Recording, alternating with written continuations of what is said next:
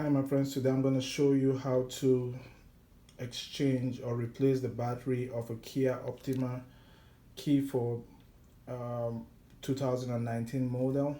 It's very easy. All you need is a flathead screwdriver or a key or anything that could fit into this little space. This is the top surface that we're going to remove. All you do is you pry it open just like that, very easy, and then you remove the cover. And from now, what you need is a CR2032 3-volt battery.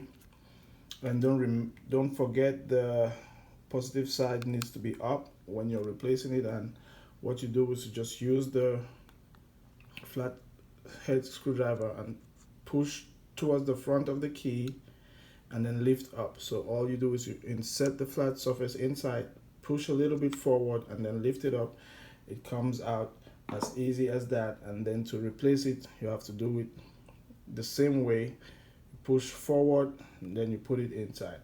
All right, that is how you replace the the battery of a 2019 model Kia Optima. Thank you. Please leave a comment below and don't forget to subscribe. And one last thing, to place it back, to place the cover back, I almost forgot to show you how.